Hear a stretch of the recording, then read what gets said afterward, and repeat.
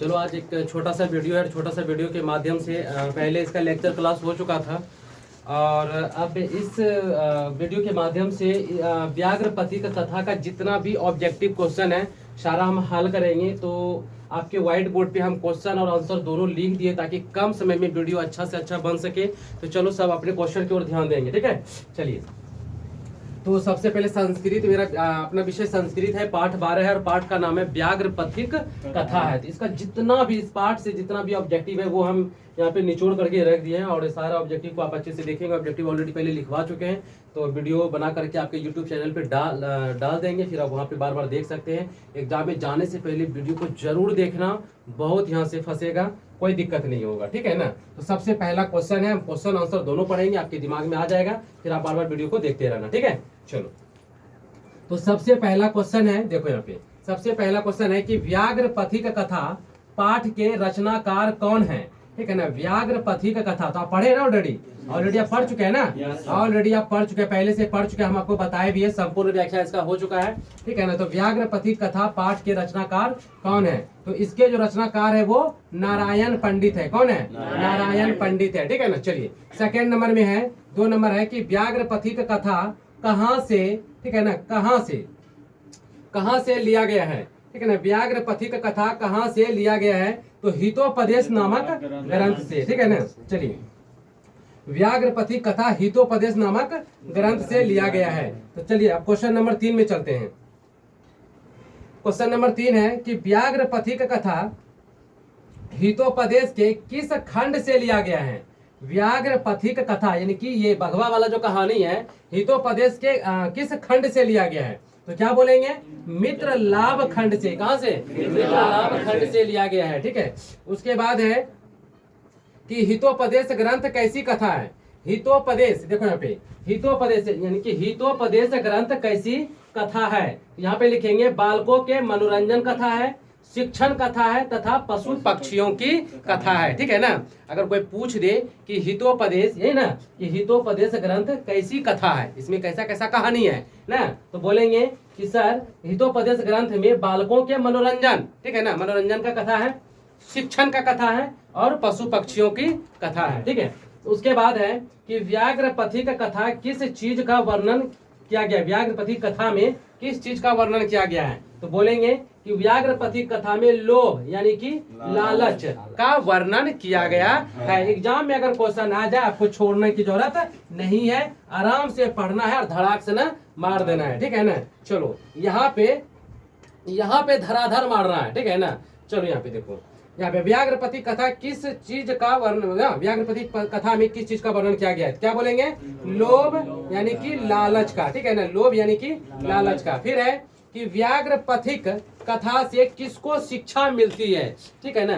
व्याघ्रपथिक कथा से किसको शिक्षा मिलती है, तो आंसर हो जाएगा मानवों को, ठीक है ना, मानवों को शिक्षा मिलती है, बहुत अच्छा शिक्षा मिलती है। तो व्याघ्रपथिक कथा से मानवों को शिक्षा मिलती है, ये हो गया।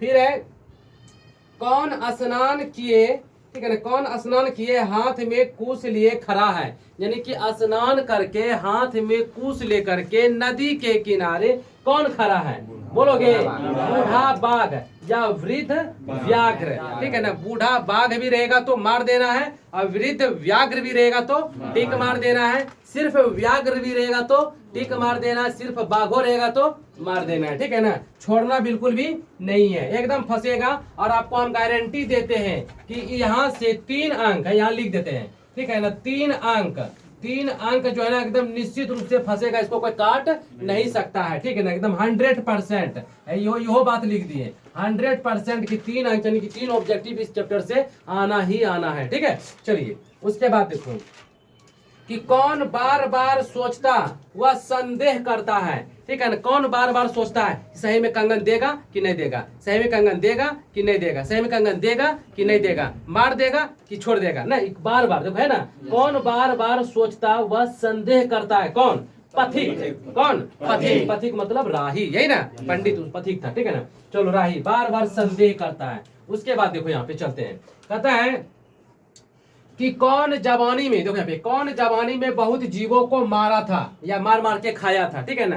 कौन अपने जवानी में बहुत सारे जीवों को, मानवों को, गाय को, भैंसों को, पशु पक्षियों को ना, सबको मार के खा गया था। किसको ना, बहुत सारे जीवों, किसने, किसने, व्याघ्र ने ना, किसने, व्याघ्र ने, व्याघ्र मतलब बाघ ने, ठीक है ना। यहाँ लिख दे क्या, बाघ, बाघ भी लिख दे, चलो बाघ ने, ये देखो यहाँ पे बाघ ने, बाघ ने अपने जवानी में बहुत सारे जीवों को क्या क्या मार के खा गया था, ठीक है ना। एग्जाम में आएगा तो छोड़ दोगे, छोड़ना बिल्कुल भी नहीं। फिर है मेरे तो नख और दांत गल गए या झड़ गए, ठीक है ना। मेरे तो नख, नख मतलब नाखून, दांत मतलब दांत, ठीक है ना। गल गए, किसने किससे कहा, ठीक है ना। मेरे तो नख, नख मतलब नाखून, दांत मतलब दांत, मेरे तो नख और दांत जो है ना झड़ गए, गल गए, किसने किससे कहा था, तो बोलेंगे व्याघ्र ने पथिक से कहा था, यही ना, यानी बाघ ने पथिक यानी कि राही से कहा था, ठीक है। चलो उसके बाद है कि दान करने का उपदेश किसने दिया था, दान करने का उपदेश किसने दिया था, तो धार्मिक व्यक्ति ने, किसने दिया था, धार्मिक व्यक्ति ने। दान करने का ना, दान करने का उपदेश किसने दिया था, धार्मिक व्यक्ति ने दिया था। किसे दिया था, व्याघ्र को दिया था। किसको दिया था, व्याघ्र को। क्यों दिया था, क्योंकि यह वंशहीन हो गया था, इसके वंश में कोई नहीं था ना, पाप ग्रास लिया था इसको ना, इसको पूरा पाप घेर लिया था। जैसे मान के चलो कि ये बाघ है, कौन है ये, बाघ, और इन्होंने जवानी में इतने गलती किया था, इतने जीवों को मार मार के खाया था, इसको पूरा पाप लग गया। क्या लग गया, पाप लग गया, ठीक है ना। इस पाप से छुटकारा पाने के लिए धार्मिक व्यक्ति ने कहा कि तुम दान पुण्य करो, क्या करो, दान पुण्य करो, तो तुम्हारा पाप धीरे धीरे खत्म हो जाएगा, ठीक, बहुत अच्छा। अगला है कि धन किसे, ठीक है ना, धन किसे देना चाहिए, धन, धन, धन यानी रुपया पैसा किसे देना चाहिए, तो दरिद्र को देना चाहिए। दरिद्र का मतलब गरीब होता है, निर्धन, ठीक है ना। गरीब, दरिद्र भी रहेगा टीक मारेंगे, दरिद्र भी रहेगा मारेंगे, गरीब भी रहेगा और निर्धन, ठीक है ना, निर्धन भी रहेगा तो टीक मार देंगे, ठीक है ना, निर्धन, यही ना। चलो निर्धन भी रहेगा तो टीक मार देंगे। किसे दवा देना चाहिए, किसे दवा, औषधि, मेडिसिन किसको देना चाहिए, रोगी को, रोगी को दवा देना चाहिए, ठीक है ना। अगर आएगा तो आप आराम से सोच विचार के, ठीक है ना, टीक मारना है। रोगी को दवा के जगह औषधि भी रहेगा, क्या रहेगा, औषधि, ठीक है। उसके बाद देखो बूढ़ा बाघ क्या दान करना चाहता था, बूढ़ा बाघ, देखो यहाँ पे वृद्ध व्याघ्र क्या दान करना चाहता था, तो स्वर्ण कंगन क्या देना चाहता था, स्वर्ण कंगन यानी कि सोने का कंगन दान करना चाहता था। उसके बाद है लालच में कौन डूब गया था, लालच किसको लालच हो गया था, कौन लालच में डूब गया था, ठीक है ना, पथिक, कौन, पथिक। क्या देखकर लालच में डूब गया था, सोने के कंगन को देख करके ना इसको लालच आ गया था, ठीक है। पथिक यानी कि राही, पथिक यानी कि राही। उसके बाद देखो भयंकर कीचड़ में कौन फंस गया, ठीक है। चलिए देखो भयंकर यानी कि बहुत ज्यादा दलदल में, कीचड़ में कौन फंस गया था, ठीक है ना, पथिक, पथिक यानी कि राही, बार बार हम यहाँ पे लिख देते हैं राही, ठीक है। चलो पथिक। उसके बाद है किसके बिना कार्य भार के समान है, ठीक है ना, किसके बिना कोई भी काम भारी लगता है, किसके बिना, ज्ञान के बिना। अगर आपके पास ज्ञान नहीं है और आप कोई भी कार्य करना चाहते हैं तो मुश्किल है, ठीक है ना।